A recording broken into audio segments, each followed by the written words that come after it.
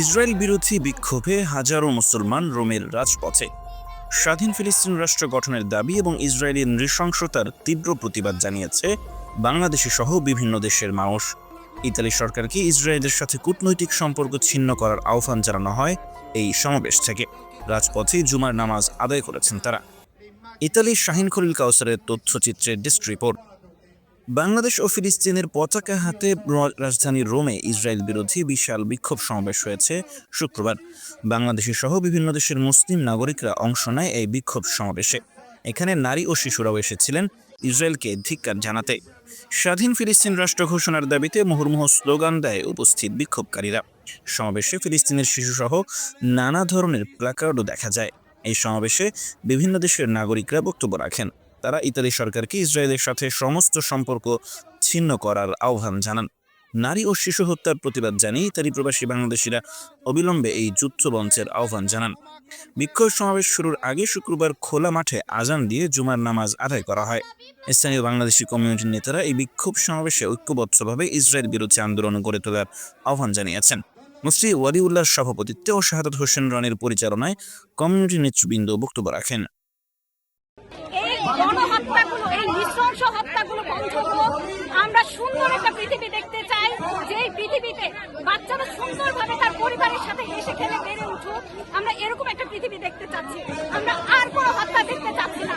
আমরা আর কোনো বাচ্চার কান্না। Perché ci siano finalmente due popoli e due stati in pace e in armonia. Basta massacri, dopo più di 50.000 morti, circa 30.000 bambini uccisi. ফিলিস্তিনিদের পক্ষে আমরা আগ্রাসন মুক্ত চাই, ফিলিস্তিনিতে শান্তি চাই, হত্যা নির্যাতন বন্ধ প্রতিবাদ জানাতে যেন এই ব্যাপারে প্রয়োজনীয় ডিপ্লোম্যাটিক ভূমিকা রাখেন এবং ইসরায়েলের এই বর্বর হামলা বন্ধ করেন এবং একটি স্বাধীন রাষ্ট্র প্রতিষ্ঠা করতে তাদের ঐতিহাসিক সবার একই কণ্ঠ, একই slogan, free free Palestine, stop genocide.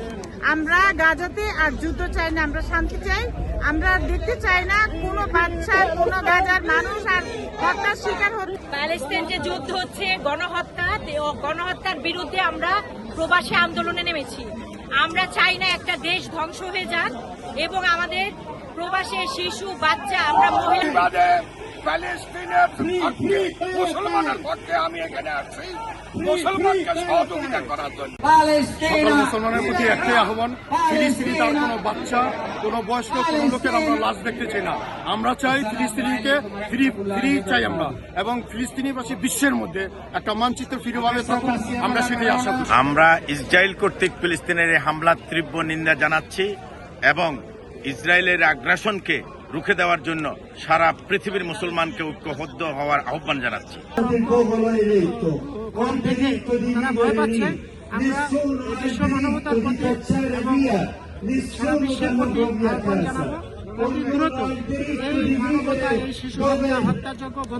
আমরা চাই যে প্যালেস্টাইন লিবারেট হবে, ফ্রি প্যালেস্টাইন, লিভ বেরা প্যালেস্টাইন। আর একটা মৃত্যু যেন না হয়, একটা লাশও যেন না পড়ে। আমরা গাজাবাসীর জন্য দোয়া চাই এবং চাই তারা যেন ফ্রি প্যালেস্টাইন হয়। এই প্যালেস্টিনাতে যে গণহত্যা চলছে, গত 1.5 বছরে প্রায় 51,000 আমাদের ভাই বোনদেরকে মেরে ফেলেছে নৃশংসভাবে। আমরা তাদের পক্ষে কথা বলছি এবং গণহত্যার বিরুদ্ধে কথা বলছি। আমরা